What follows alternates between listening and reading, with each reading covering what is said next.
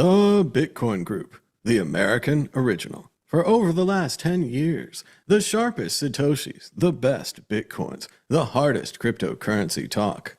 We'd like to welcome our panelists. Victoria Jones from Satoshi's Page. Hello, hello, everybody. Welcome back, Victoria. And I'm Thomas Hunt from the World Crypto Network.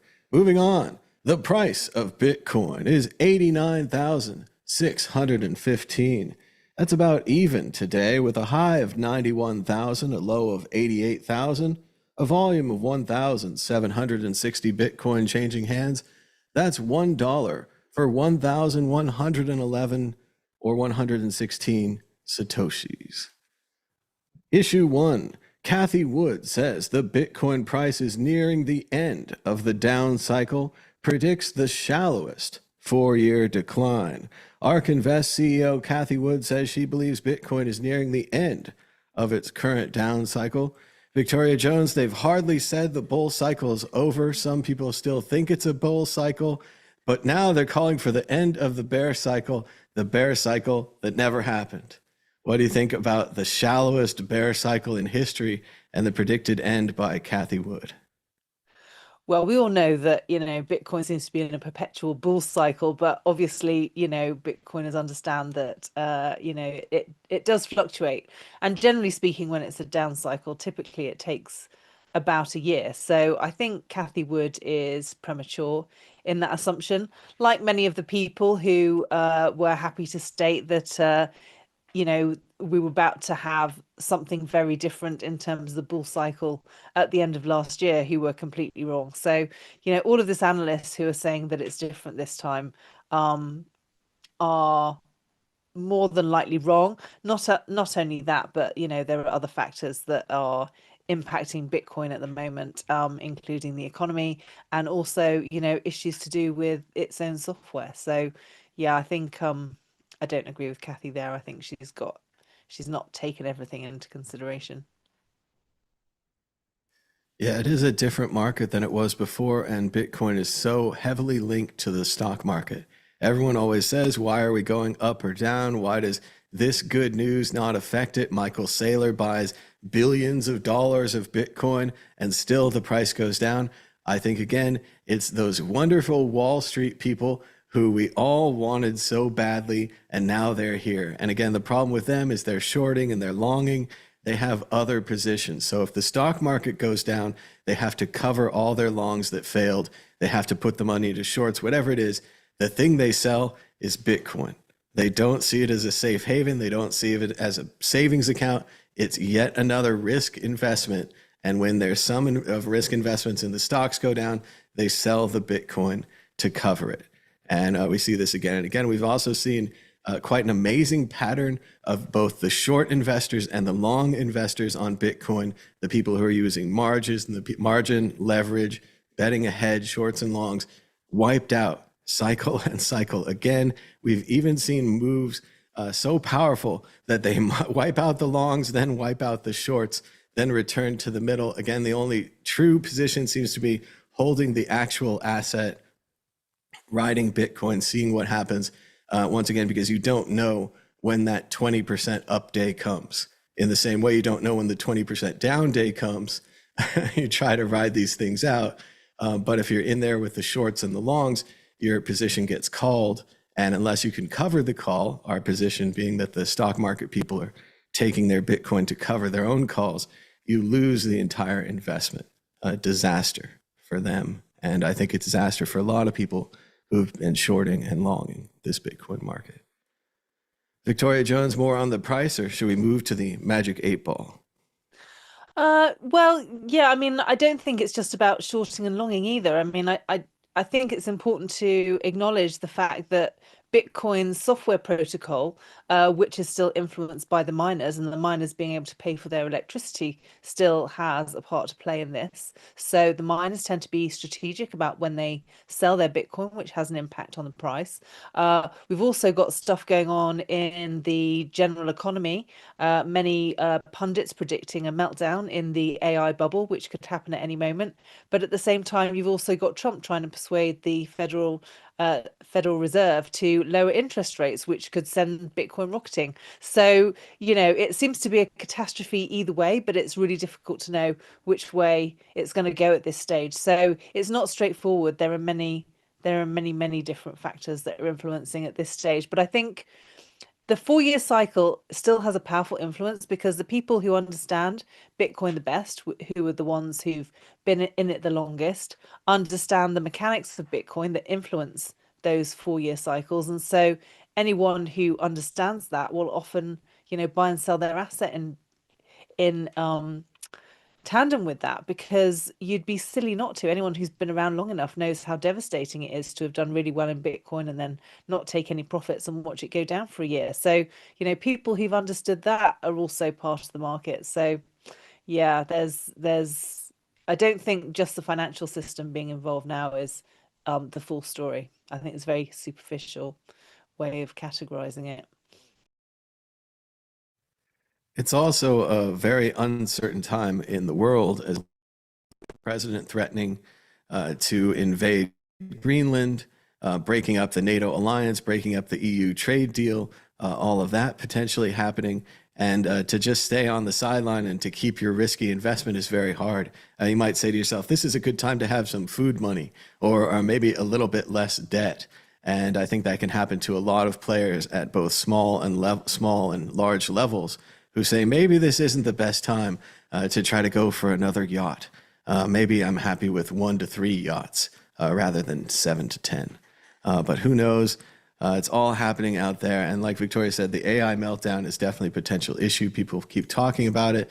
Then the same way, other people push back and they say, AI will last forever. These companies are going to survive, except maybe OpenAI. Nobody knows. But it's a very hot market. And they said they're going to make billions and billions of dollars from AI, and no one seems to know how. The worst problem of that seems to be that the victory case they all agreed on was AGI, general intelligence for the AI, which we all say will kill all of humanity. So the only way that your business makes money is if you kill all of humanity. And now we're pushed to the brink where this beautiful investment cycle, and I think you guys have seen it in more detail. I need to talk about it.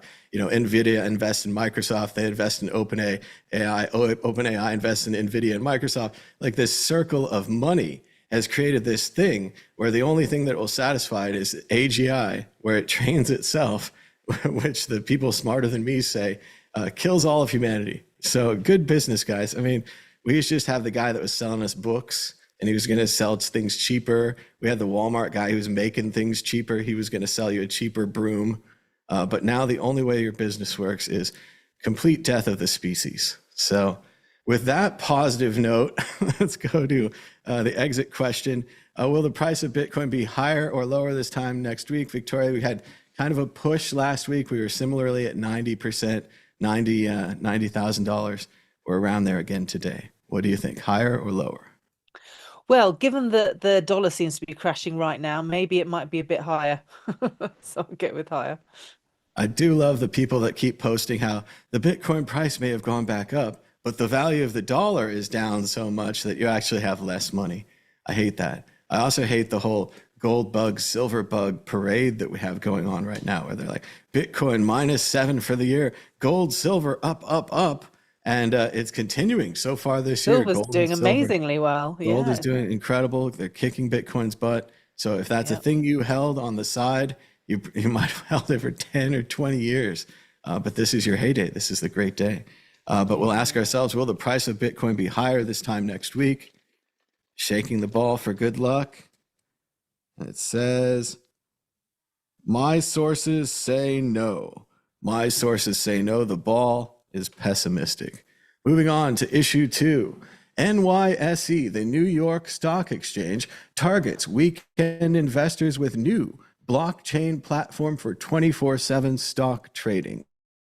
The Intercontinental Exchange-owned operator is seeking SEC approval for a new venue that promises instant settlement and stablecoin funding to meet the growing global demand for around-the-clock markets. Thomas Hunt, what do you think about this? Well, we've talked about this for years. We've made fun of the stock market, how they're closed all the time. Here's Bitcoin like 7-Eleven. It's open every single day, 365 days a year, even better than 7-Eleven, really. 365, 24/7, that whole acronym thing. And now the stock market's finally going to do it. The NYSE, although it's not converting the main market, they'll still have that. It's creating a secondary market where they're going to use tokens. Of course, the disaster for this being all of the layer 2 and Ethereum and Ripple and everyone else who said, we're going to be the rail. We're going to be the rail for stock tokenization.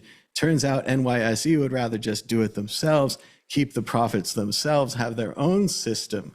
So very bad for those ideas of what those coins would be used for. Very good for people who want to trade stocks. And I think it would also be great because it would get rid of that thing where Bitcoin moves on the news and then Bitcoin moves on the news again when the stock market's open. Now we can both move on the news, and then we can both move on the news again when the normal stock market opens. I predict that eventually all of the liquidity in the normal stock market may move to this global 24/7, 365 stock market that they're building, allegedly on a blockchain, which it seems like they did that years ago. Victoria Jones, what do you think? NYSE is back. Everyone's excited. Of course, this didn't move the price of anything, and it doesn't use any of the altcoin rails who all promised this would be their bread and butter. Yeah, I mean, it's hardly surprising, really. And if you've watched what's happened to Bitcoin and various digital currencies over the years, it's almost, their standard operating procedure to, figure out what the new thing is and copy all the features that benefit it before the new thing kind of takes over. The only thing it can't really copy is the decentralized nature of Bitcoin, which is one of the reasons why Bitcoin is the one that still wins. But yeah, for the time being, the stable coins definitely serve the banks in that it can allow them to create a 24-hour stock exchange. It also deals with the issue of international payments, which is one of the things that Bitcoin was meant to be good at. So yeah, they've taken the features that suited them and trying to integrate it into the stock market because it's just the next step in their game plan to kind of keep themselves going before it all falls apart. Yeah, watch this space. And I also want to say there's a possibility that this brings absolute madness to stockbrokers. And I'm ready for it. Let's do it. Bring it down. They're going to need teams. They're going to be working in shifts. You're probably going to hire not just a broker, but a team of brokers, with the idea being that they're going to sleep in certain shifts to cover that market all the time. And for far too long, this has been the venue of tech support, of startups and entrepreneurs and other people like myself who had to answer tech support calls at all day and night. And it's coming for you, stockbrokers. Your time is over. Your vacations, your weekends, your everything. Stocks all the time. At Christmas, Thanksgiving, New Year's, all these days where you're like, oh, the stock market's not running. I don't have to work today. I watch it go up and down. They're going to go insane. I predict there's going to be lots of them who can't handle the idea of shifts. They can't handle the idea of passing it off to someone else. And this has been a problem for Bitcoin traders for years. When I first started back in the day, it was like, do you sleep in Bitcoin? Do you sleep in dollars? What do you do? And now it's come to you, stock market people. There is no sleep. So I think that's going to be fun. I agree with They've got AI, Starship. Thomas. They don't need to. They can use AI until that blows up. And that's the same thing.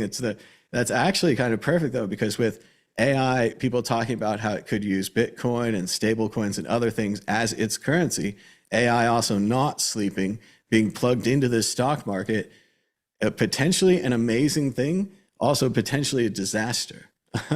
Imagine if one of the stockbrokers actually did sleep and the AI put the entire position on the line and won or lost or other things that it could be doing.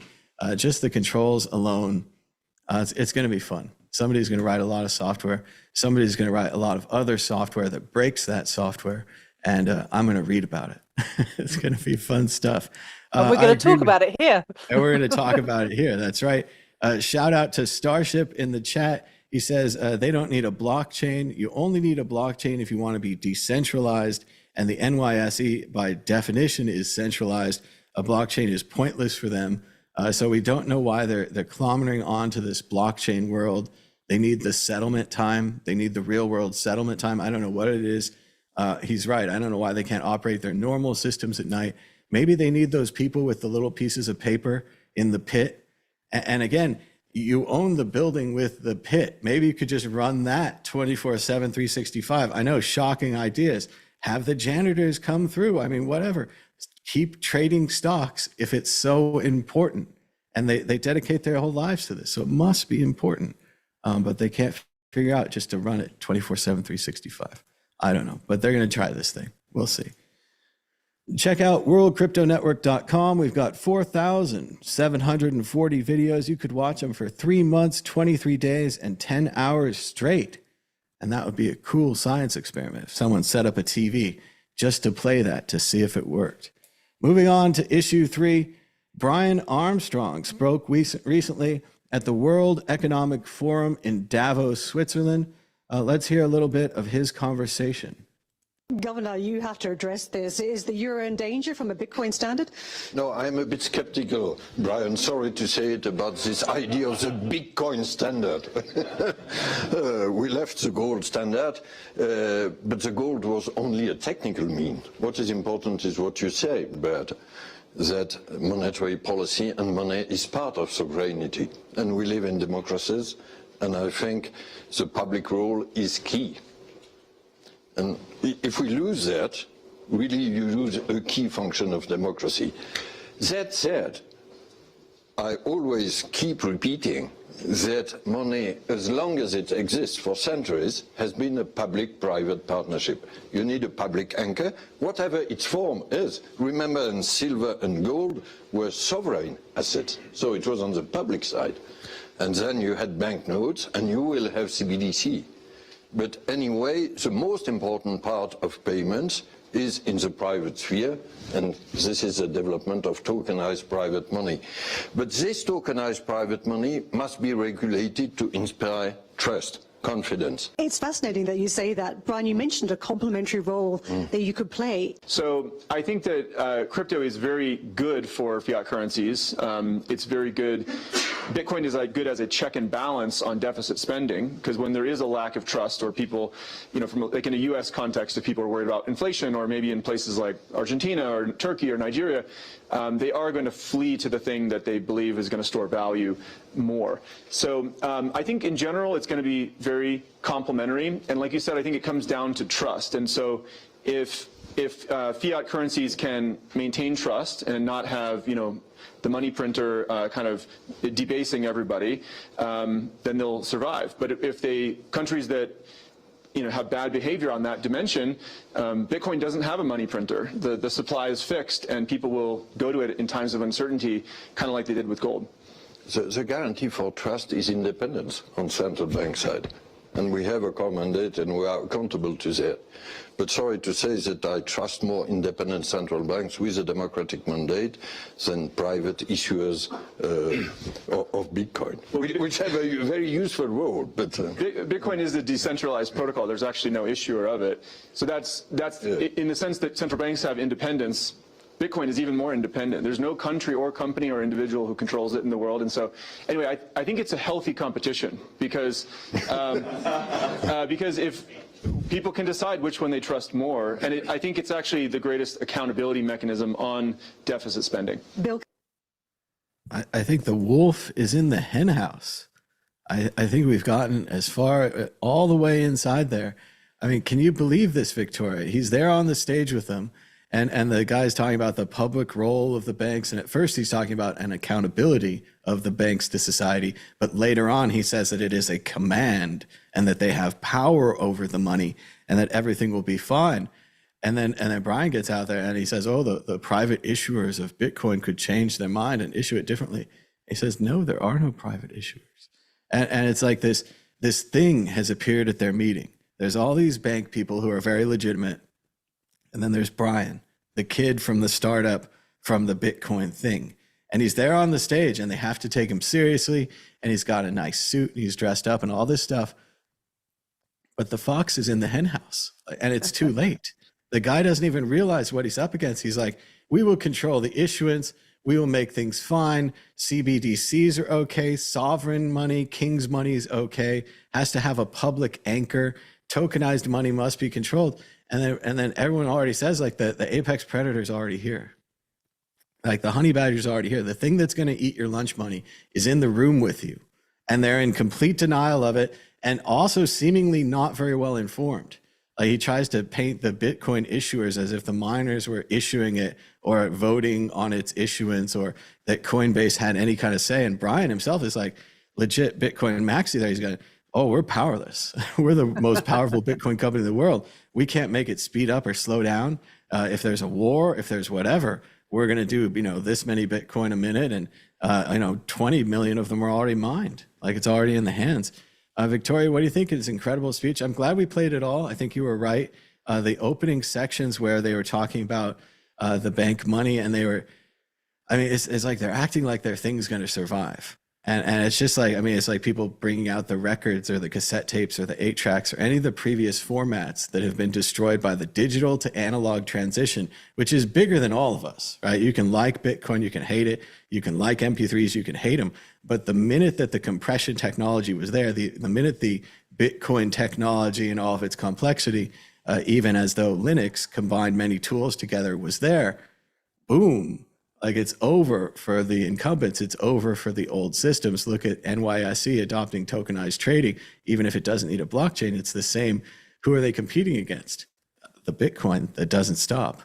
What do you think, Victoria? Pretty big moment for Bitcoin history. I don't even think the banks realize like what has broken through them today. Yeah, it's definitely a bit of a mic drop on Brian Armstrong's part, and well done, so eloquently stated against someone who is so blatantly ignorant. It's mind-blowing really, that these people who have been around for so long, it's like they are so comfortable in their hubris that they have no idea what they're up against. The guy makes a valid point that losing fiat currency would mean that we lose our democracy. Our politics is very much tied in with our money. And so this is the part that fiat currency has to play. And I think it's also why stable coins have a very helpful role at the moment, because they're aiding in that transition. They're almost introducing the idea of digital currencies to the existing financial system. But ultimately, Brian is right. Even if you convert the whole New York Stock Exchange to a blockchain token, as an interim measure, eventually you're going to be measuring the US dollar, whether it's a CBDC or not, against Bitcoin. Bitcoin is a check or balance against their irresponsible handling of that fiat money. And unfortunately, so few people understand how the existing financial system works. They can't even people who work in banks and at the World Economic Forum cannot fully comprehend what it is that they're up against. What an interesting time to be alive and know what's going on.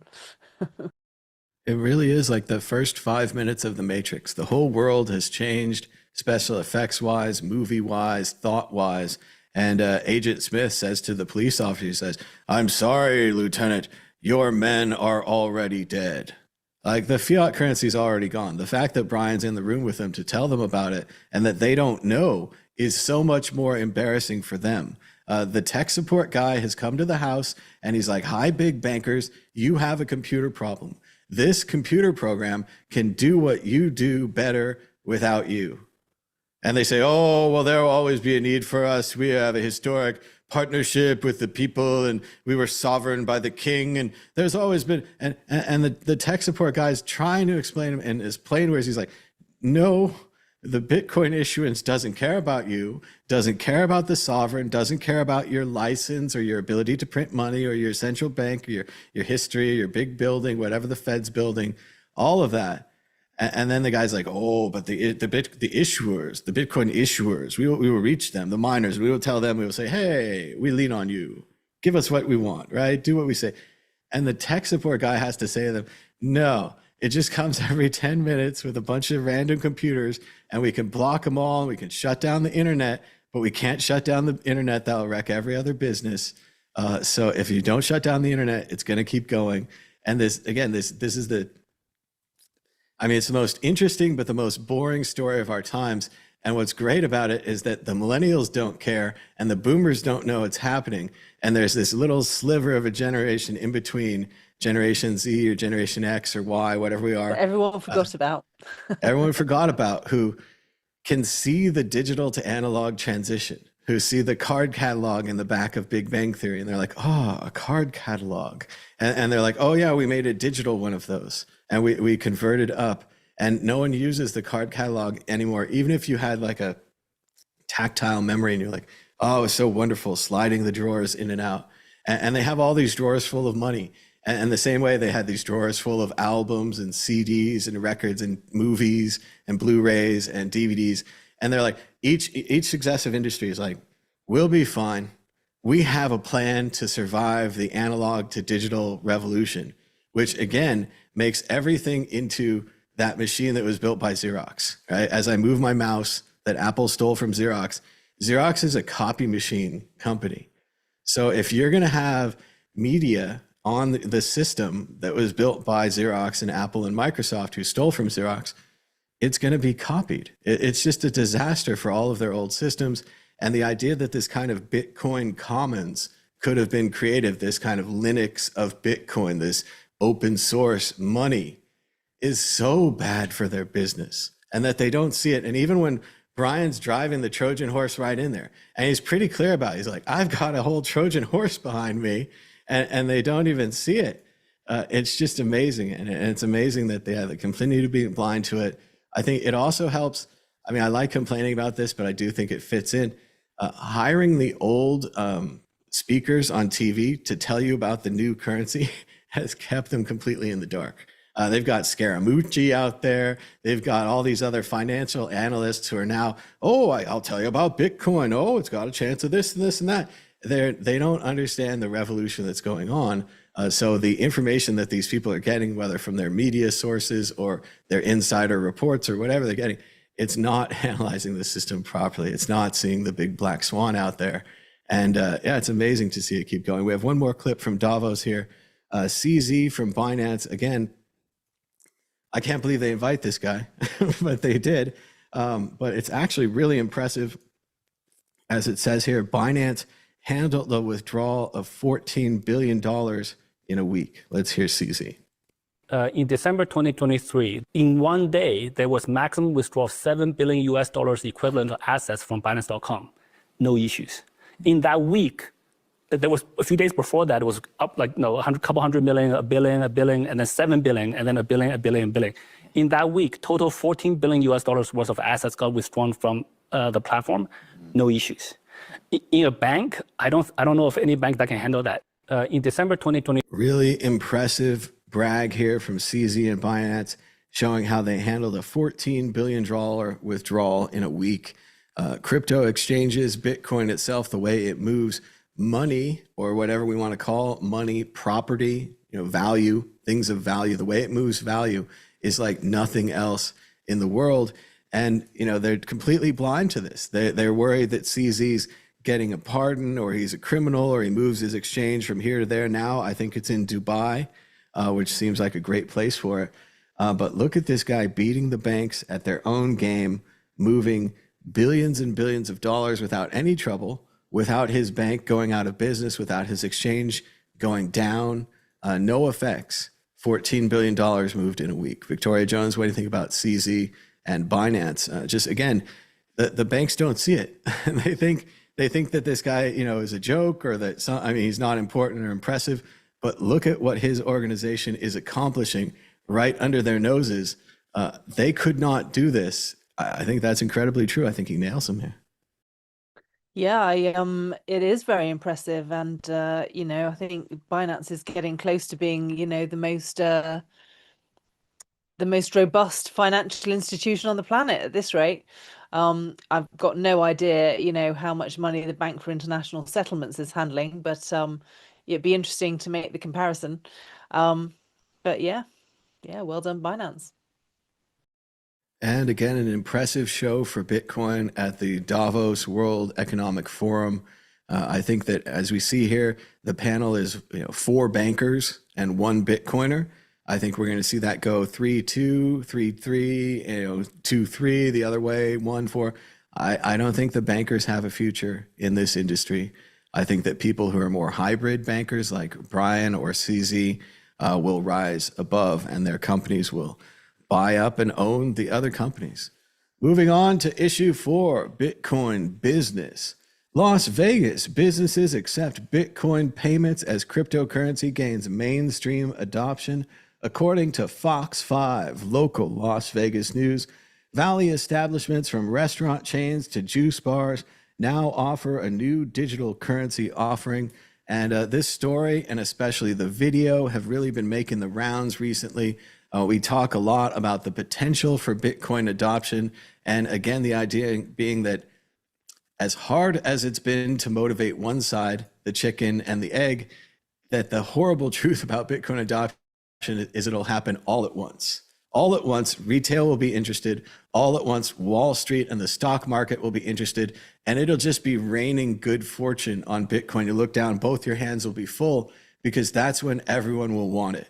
And it's that universal demand that you can't just turn on, and you can't have we had a movement, we tried all those things, but it's just going to be demand. All of a sudden, everyone wants your Bitcoin, and they'll take it at their business. So this is a small story, but an exciting trend. We also wanted to say another small story.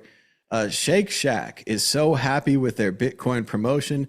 They're handing out bonuses to their workers. It's great, but it's 21 cents an hour. So it's not that great, really. I'm sure the people who own the stock or the people that own the company do much better. And again, this kind of this 21 million Bitcoin thing, they could have given them $21. They could have given them $2.10. But 21 cents is fine. It got a bunch of news. It got a bunch of headlines. Victoria, what do you think? Las Vegas, businesses accepting Bitcoin. And of course, the Shake and Shack being a big success. They say that a lot of people are paying in Bitcoin. They think that it's getting them new customers at their stores. And they also went hard into beef tallow and the whole Make America Healthy Again agenda. Again, the right-wing Bitcoin combination again. But seems to be working for Shake and Stack, Shake and Shake, or whatever it is. Shake and Stack, Stack and Shake. I don't know. Steak and Shake. Yeah, I mean, good for them. This is exactly the phenomenon I described in my book that I wrote in 2020, 6 years ago.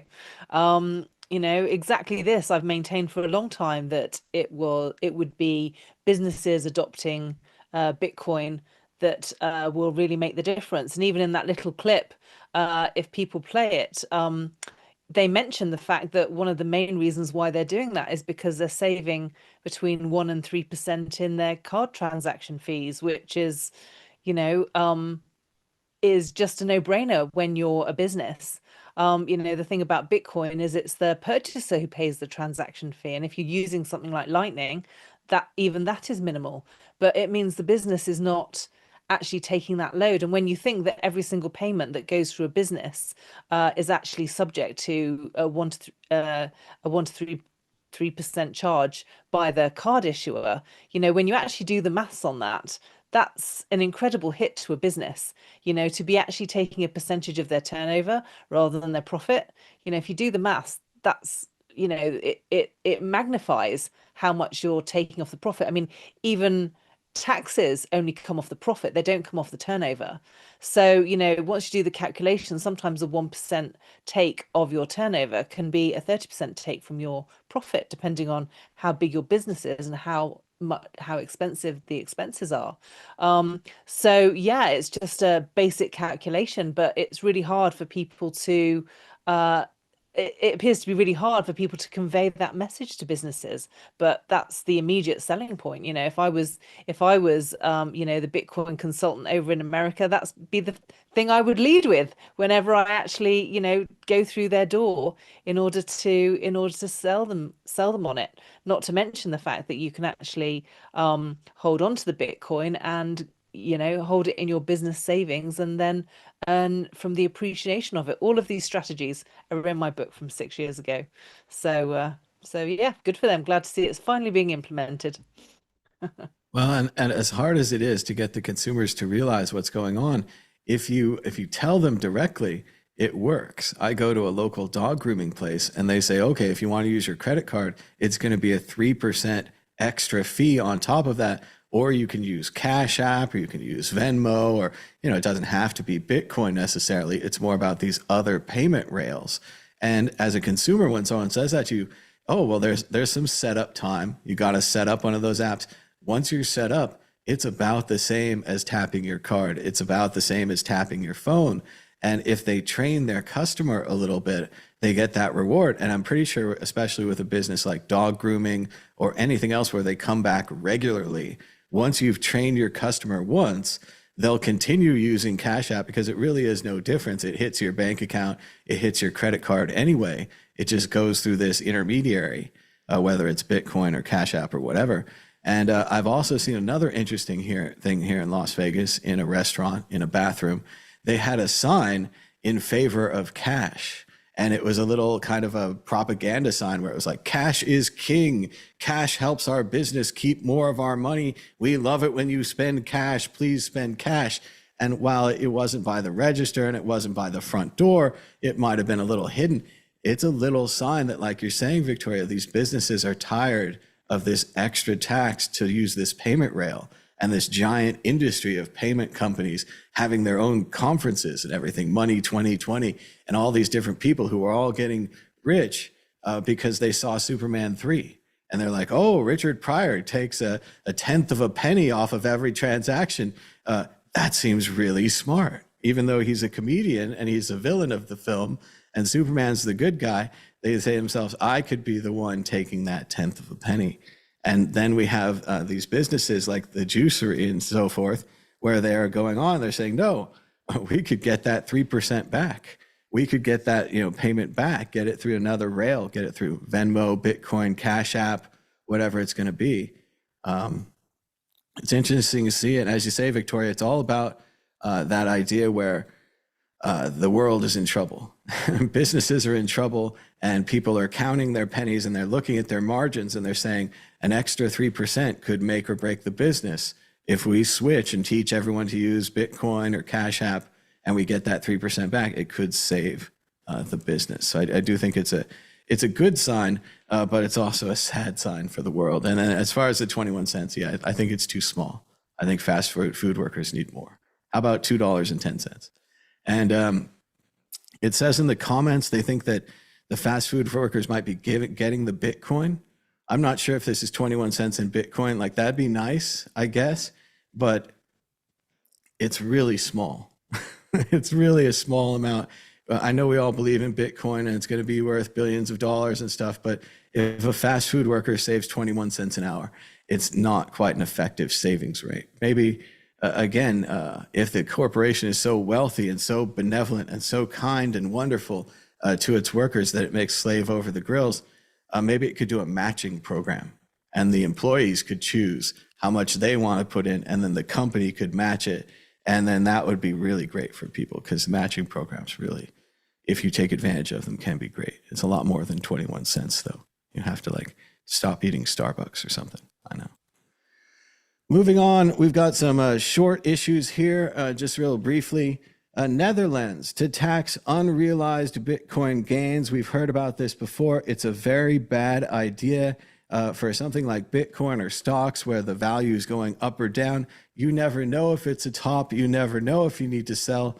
What they seem to be saying here, and it's horrifying, is that the Netherlands government would be taxing people if it goes up, even if they don't sell.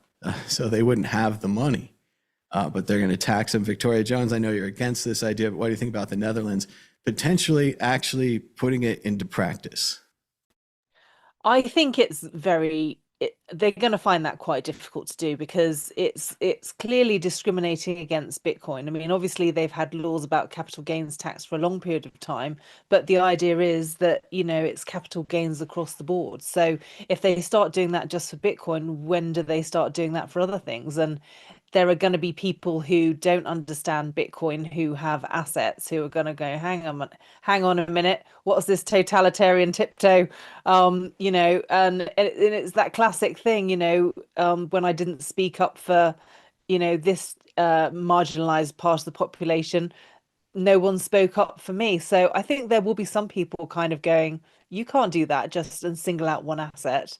And also it's a very volatile asset. I mean, who's to say, you know, there have been years where Bitcoin was down on the previous year. And we also know that over time, the price of Bitcoin will stabilize out. So, and how do you judge whether or not, you know, it was fair to tax someone last year because of the gain, but it's not fair this year? You know, I think that's really problematic, and especially once Bitcoin starts being taken by businesses and stuff like that. I mean, it's already hugely complicated to work out what your tax liability is, even with the various tools. I think, you know, they're just chasing the drain with their policies now. You know, the things they're trying to implement, governments and stuff, you know, just to try and keep themselves alive. You know, they're really scraping the barrel of where they can get extra tax from people when they've been overspending it for years. And, you know, the writing is on the wall and disaster is on the horizon. And eventually we're going to see it. It's just a matter of time. But yeah, I think there will be, I'd be surprised if there weren't people in the Netherlands government that push back on that, because it is discriminatory just to go for one asset. If it's doing well, there's a reason. So I think you've nailed on the perfect argument there, Victoria. Why don't we do this for stocks too? Oh, that's great. Oh, we're not doing that for stocks. Oh, you want to do it for, just keep latching it on there and just keep reminding people this is obviously what they're going to do for you. They're going to come for your unrealized gains for your stocks. And just like you don't know the top of the stock market, you don't know the top of the Bitcoin market either. Nobody does. Nobody plays this perfectly, even with AI and computers, and maybe that will help. But no, it's a terrible idea. It's a desperate government idea. And also a bad sign. Also a bad sign. This just in, Coinbase announces a new quantum computing advisory board. The board will publish position papers on the state of quantum computing, issue guidance to users, developers, and institutions, respond in real time to major quantum breakthroughs. And again, bravo to Coinbase. Clap, clap, clap. This is exactly what Bitcoin needed. People are worried about quantum computing. I don't think it's a valid fear at all, but you don't have to take my word for it. You could go to Coinbase, talk to this quantum advisory board. If you were a journalist and you were going to write a story and you need a quote, there's somewhere to go now. They can say it's not a big deal. And in the same way, if it becomes a big deal, they can ring the alarm and the coders will come down from the mountain and will change the algorithm and will fix Bitcoin. And then they'll have to fix all of the bank security computers and all of the stock markets and all the other things that quantum computing would break, which again are much bigger than Bitcoin, but it's fun to focus on Bitcoin. This is a great move by Coinbase. It's what the industry needs. Victoria, what do you think? Great for Coinbase, great for Bitcoin? yeah, I mean, Coinbase is probably the one place that has the resources to do it, and obviously it's one of the arguments that's often brought up against the future proofing of Bitcoin. So yeah, good for them. And we've got one more story today, just again to ring the bells and celebrate. Institutional crypto adoption has passed the point of reversibility. PricewaterhouseCoopers says, PwC says, the large investment firm says that Bitcoin is here to stay. Institutions are into Bitcoin. It can never be unwound. We've talked about this before. Of course, we've all seen Back to the Future, and we know about the point of no return, the point where they can no longer stop the experiment. You're going to go to the future or you're going to explode. We're there with Bitcoin. There is no return. There is no going back. All the king's horses and all the king's men could never put the old financial world together again. So just great to see more capitulation. Jamie Dimon, also a big Bitcoin critic, suddenly a big fan of Bitcoin. Victoria, what do you think about PricewaterhouseCoopers throwing in the towel, saying it's over, Bitcoin wins? Yeah, it's interesting, isn't it, really? Because, for many, many years, ever since 1971, when Nixon took the dollar off the gold standard, people have been predicting disaster for the financial system. And it's almost like rather than actually approaching that moment of disaster, digital currencies have kind of stepped in to give us a lifeline.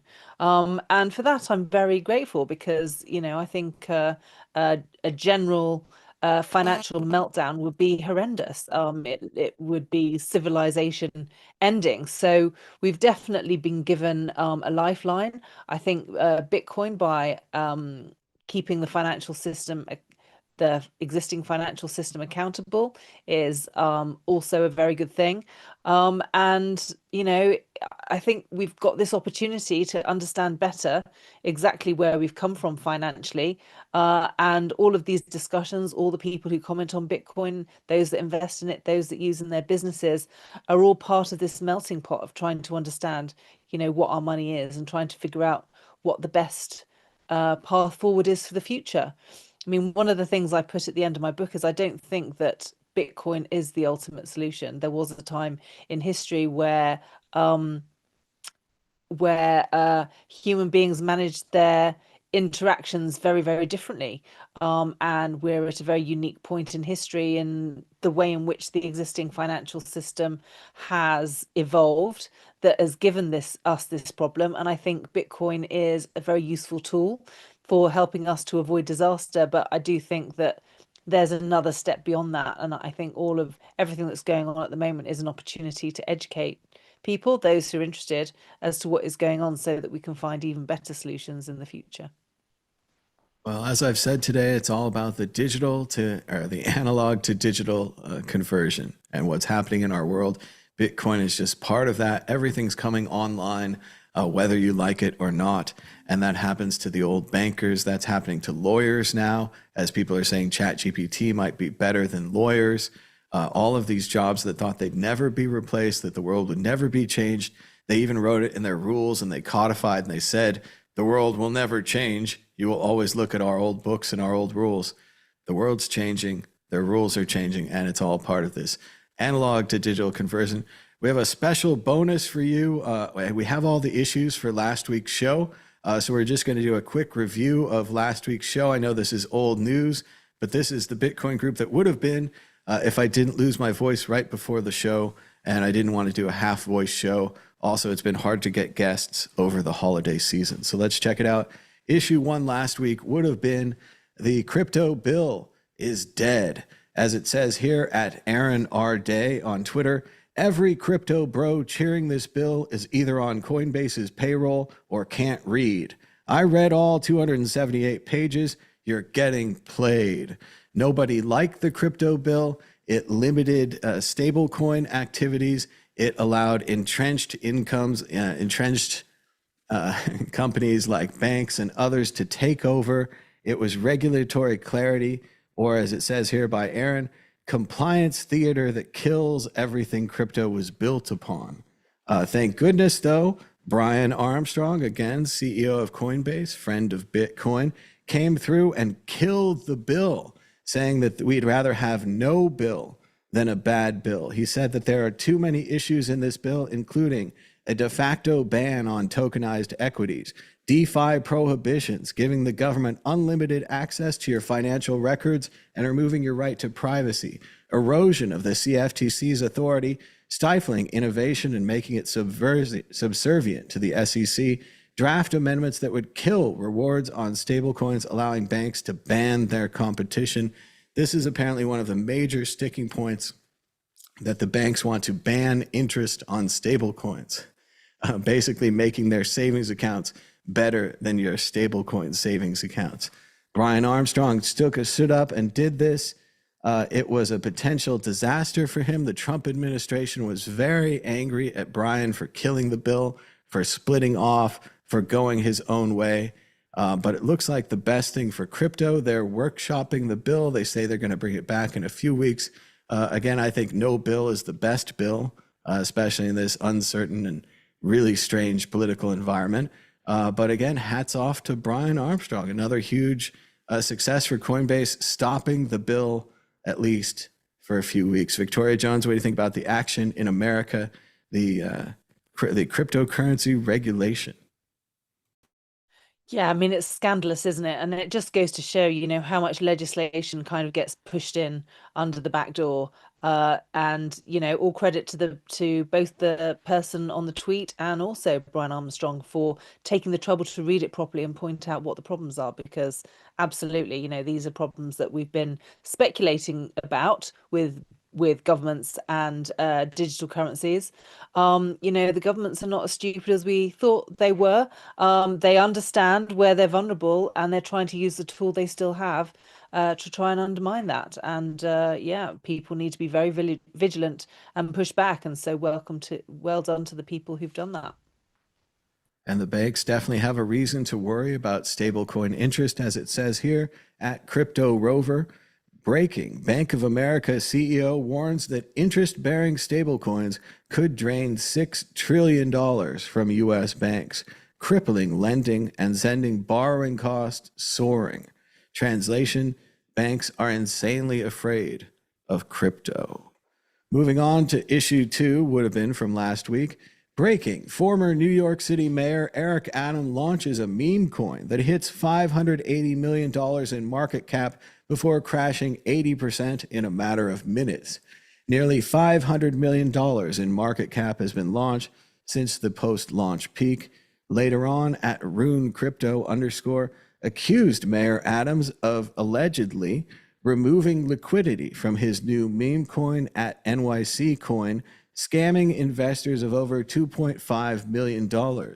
He launched a meme coin just 30 minutes ago and has removed the liquidity after promoting it on social media, claiming to be the NYSE token. Thomas Hunt, what do you think of this? Well, it's really disappointing. And again, it's another conservative figure launching his own coin. Maybe it would have been better if it was Adams Coin, something with his name.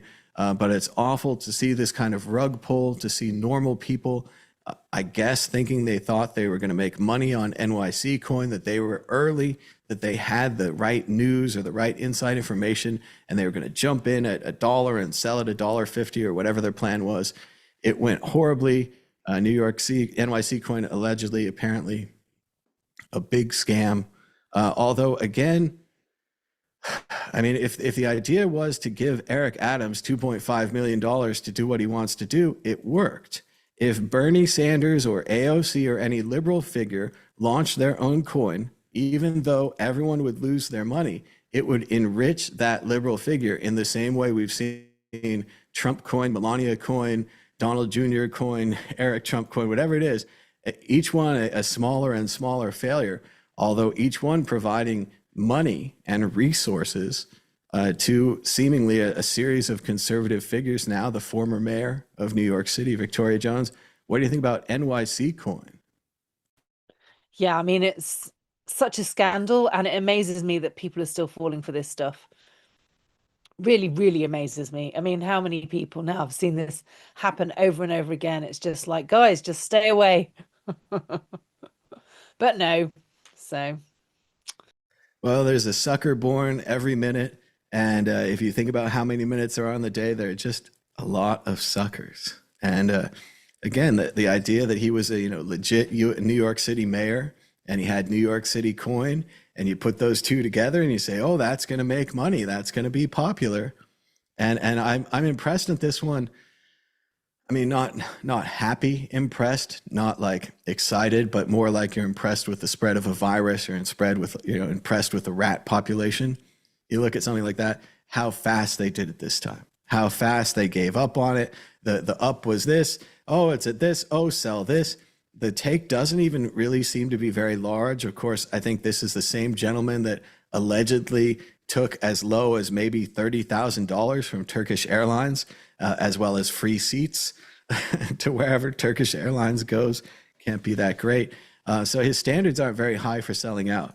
But it just goes to show at a small level, if a New York City mayor could pull down this kind of coin, what could a senator or a representative pull down if they decided to sacrifice their reputation in the same way that Mayor Adams has sacrificed his?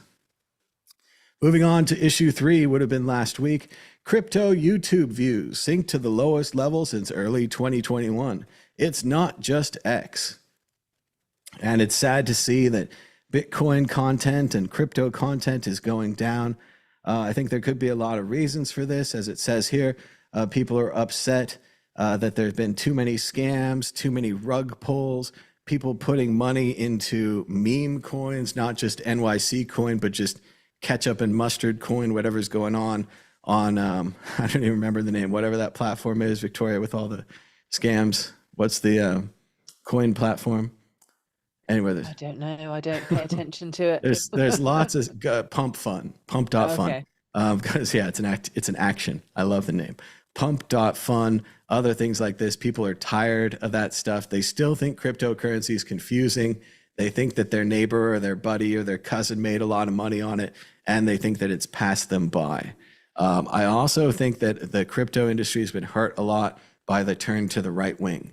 Whether you're right wing or not, choosing one side limits the appeal of cryptocurrency. And I think we're seeing this as people say, oh, that's a Trump thing, or oh, that's a MAGA thing, or whatever, which is horrifying because crypto doesn't care either way.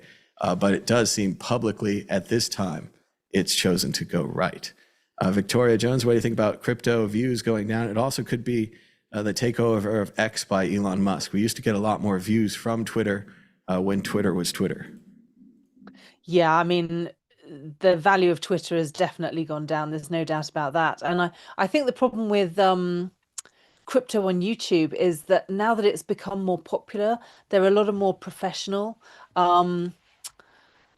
commentators that are actually wrong half the time. You know, if you think about the number of people who make price predictions, it's a bit like the one we had from Cathie Wood, who's actually a professional financial advisor right at the beginning. You know, you've got all these people from the financial world that people are more inclined to take seriously.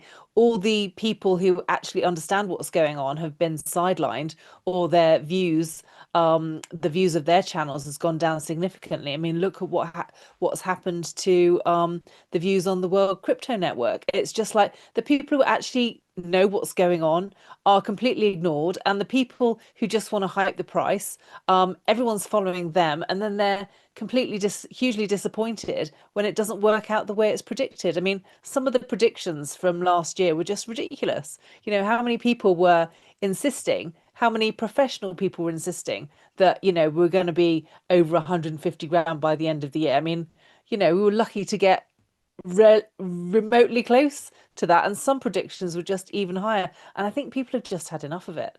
You know, life is so stressful. Yes, there are people who've done well from Bitcoin, but you know, we're not in the same situation anymore.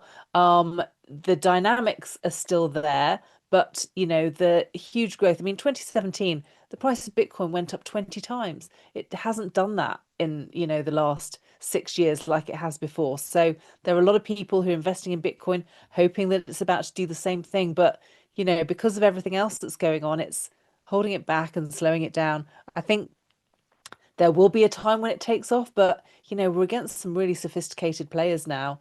And that can't be discounted. It does seem like a lot of YouTubers took the quick and easy path of promoting this altcoin or promoting this meme coin or promoting this altcoin. And the general idea behind all of this is that you're going to get rich by watching this content. This YouTube channel is the one for you. And I think that works in the short term. It doesn't work in the long term. And like Victoria said, we've had a bear, bull / market. It's been up and down.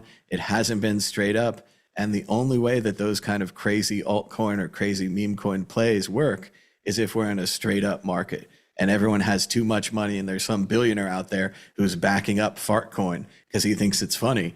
And you're there investing with your thousands and they're playing around with billions, and it's not the same game. And I think a lot of people got tired of playing that game, and they're done with crypto YouTube and crypto Twitter. So yeah, gold and silver, the meme coin this year.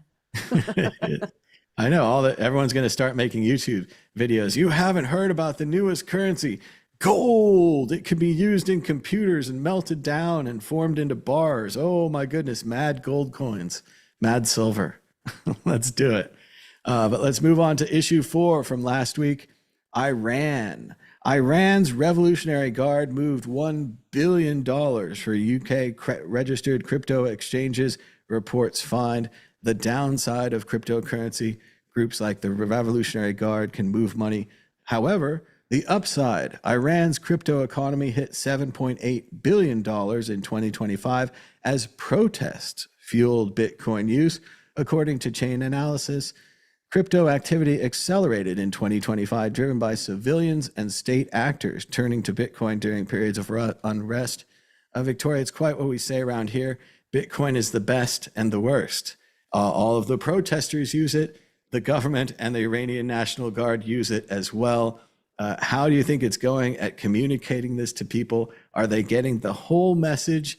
That again, I just sound like I'm quoting The Invention of Lying by Ricky Gervais, where it's, God killed your cousin, but God also gave you that new baby that you love. God gave you the cat, but they also, murdered that whole town of people. In the same way, Bitcoin is great for protesters and great for governments at the same time.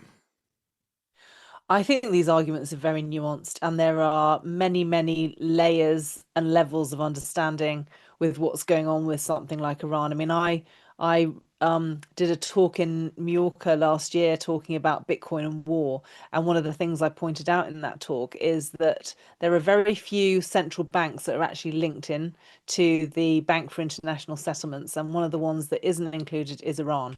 And interestingly, another one of the ones that isn't included is Venezuela.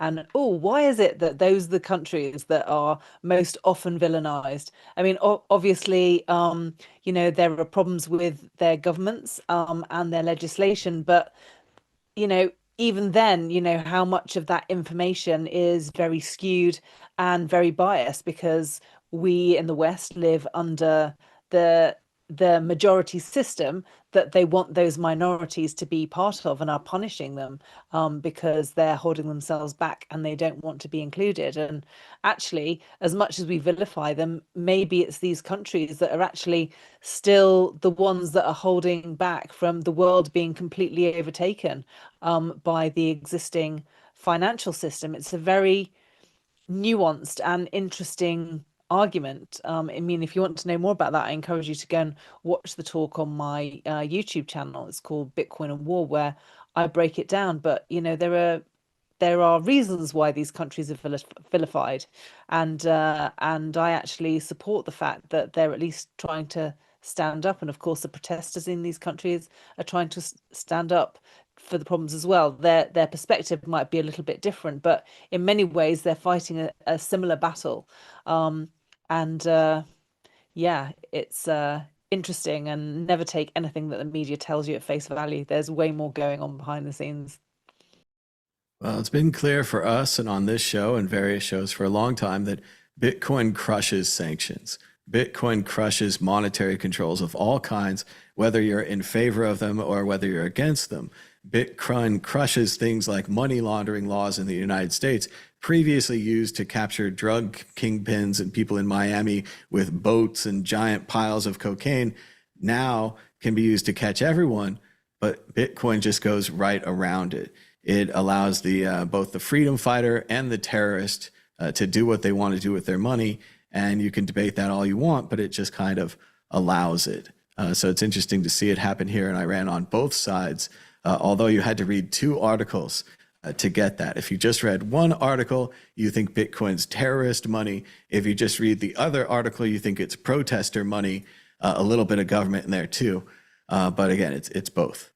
And that's frustrating and confusing to people. And I don't know how to make that any better. It's cognitive dissonance. You're just going to have to hold both ideas in your head at the same time. Issue 4 last week would have been grab bag. We have quite a few grab bag stories. We're just going to recap them quickly for you and then do a little highlights. Tether freezes $182 million in USDT tied to 5 Tron addresses. We're always talking, oh, Tether's so great, USDC, all these things, USDT are so great. But unlike Bitcoin, they can freeze your money for any reason they want. If you donate money to something they don't approve of, they'll freeze your account. So freezing accounts is back thanks to Tether. Donald Trump claims that he'll grant clemency to the Samurai wallet builders. These developers created software designed to protect Bitcoin privacy and paid the price for it. He claims that he will grant them clemency. I'd like to see it.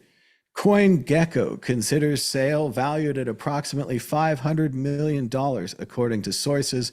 Coindesk. We've seen this happen before in the past with the Blockfolio app. Everyone said, oh, Blockfolio, that's not important. Then FTX bought it, changed it into the FTX app, and got an instant invitation to lots of customers who probably have cryptocurrency. It's also a really valuable list of who has how much. So CoinGecko, far more valuable than you probably thought. The United States Supreme Court failed to issue a ruling on the President Trump's tariffs. This is before the president promised to tariff all of Europe and before he pulled back the tariffs from all of Europe. The Supreme Court has once again pulled back their decision for a third time. They will not tell us if tariffs are legal or not. I don't know why they are not doing it.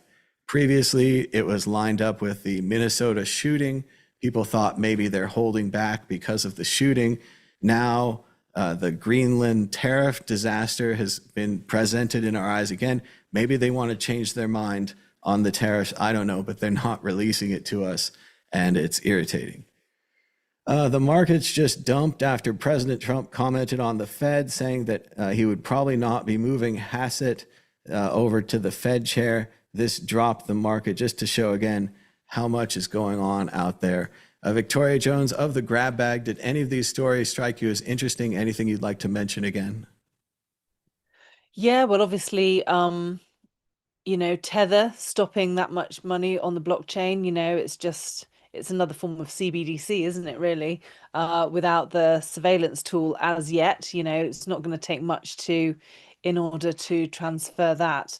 I have noticed that the peg for Tether has been slipping over the last month, so that might have something to do with it.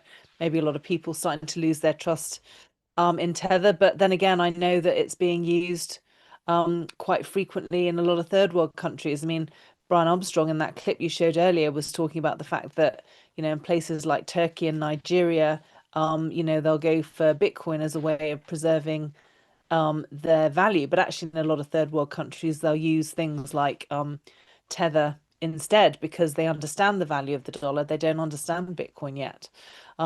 So obviously you've got big criminal gangs using Tether, but you've also got people who otherwise would be in a lot of poverty also using Tether. So yeah, it's a tricky one really, because it's established itself now as a very strong brand and people have started to rely on it. So the moment it starts to fail, it's a bit like the FTX collapse. That would be a bit of a disaster, wouldn't it? Well, it's another round of learning for those sad people. They get out of one frame where they're like, oh, the Argentinian dollar or whatever is no good. We lose all our value in that. They move to a so-called stable coin, which just on its face seems suspect. It's like, this is stable. This stays at the same price. There's nothing that can do that. I mean, even if you had a Big Mac coin, at least the great part about it, you can trade it for a Big Mac. To have the stable coin, it's stable to the US dollar. You can trade to a dollar. No one knows what the value of a dollar is, let alone the potential, like Victoria is saying, problems with the companies, problems freezing the coins. Why not freeze all the coins? Why not shut down the whole thing? I can see these people going through a whole second round of learning where they're like, no more government coins, no more corporate coins, only Bitcoin. And that's going to be, again, a painful learning process where people lose all of their money, or they lose, their potential, or they don't get the gains of Bitcoin. They thought they were in cryptocurrency because they were in stable coin, but it's not stable like a horse. It's a different kind of stable. So it doesn't go up. Any of the other stories, Victoria? I mean, I haven't heard an update on the Samurai pardon. Maybe he just said that at a press conference. Well, it would fit the trend, wouldn't it? He's pardoning everyone in crypto, almost everyone in crypto, isn't he? So, why not the samurai guys as well? We've also been predicting for a long time that Theranos, Elizabeth Holmes, would get back into the game. And there is an article circulating right now saying that she is requesting a pardon from President Trump. Why can't I have one too? They pardoned those people from that reality show, Crisley Knows It All. They pardoned the Honduran president, who's allegedly a drug dealer. They've pardoned lots of people accused of fraud, and not even accused of fraud, but convicted of fraud. I think for CZ and for even, I want to say allegedly BitMEX, their executives had already been, had pled on the money laundering. So they were already guilty, from the system, and they got that reversed. They got a pardon. So that's been good. I mean, CZ went straight from jail to the World Economic Forum, didn't he? So it's just like, it's becoming just completely meaningless now. It's quite a surprise to see him pop up there. And again, what a horrible nightmare for Brian Armstrong. He's the Boy Scout. He does everything right. He's running the cleanest exchange in the business. And here comes this pirate who hops from country to country. And anytime you try to tax him, he moves next door. He's speaking at the same forum. He's on the same stage.